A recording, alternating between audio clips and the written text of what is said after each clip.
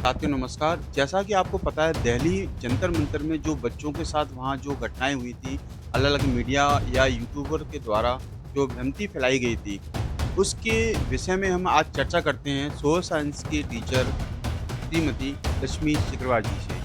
तो इसके बारे में बताएँगे क्योंकि ये वहाँ पे उपस्थित थी, उन्होंने साक्षात देखा है वहाँ पे क्या हुआ था बच्चों के साथ में। आगे बात करते हैं मैम से। जी सर।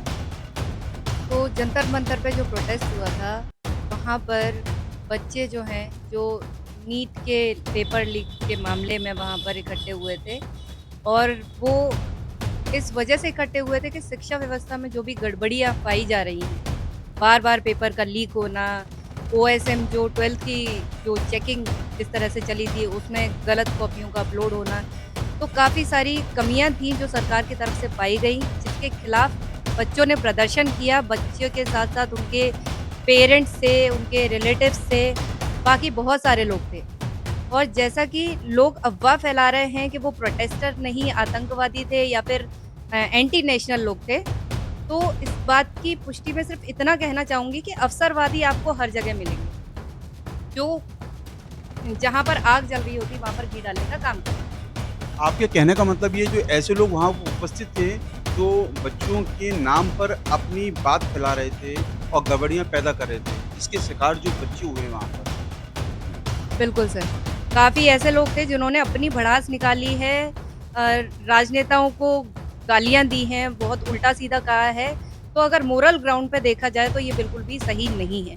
लेकिन सच्चाई ये है कि सर जो प्रोटेस्टर्स थे, जो बच्चे वास्तव में प्रोटेस्ट कर रहे थे, वो शांतिपूर्वक प्रोटेस्ट कर रहे थे और अब जो नारे लगा रहे थे, वो भारत माता के नारे लगा रहे थे और सिर्फ़ माँग रख रहे थे कि शिक्षा मंत्री अपना इस्तीफ़ा दें।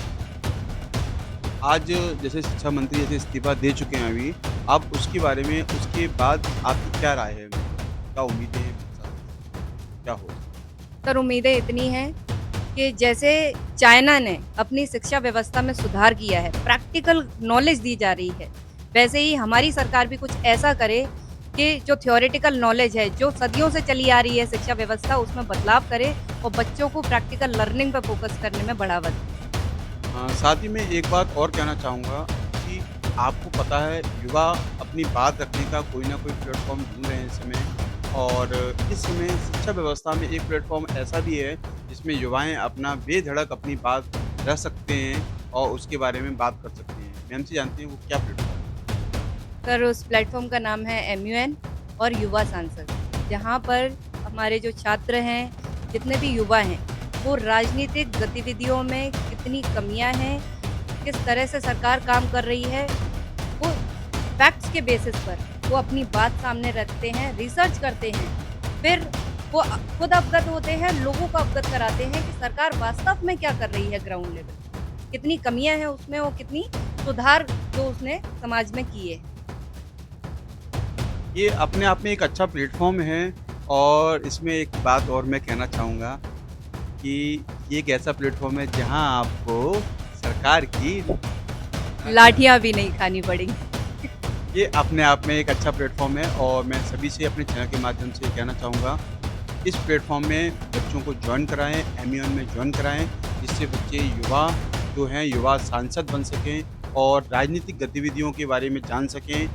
बस मैं अपनी वाणी को यहीं विराम देता हूँ। बने रहिए प्रवीण के साथ, अपना ग्वालियर न्यूज़।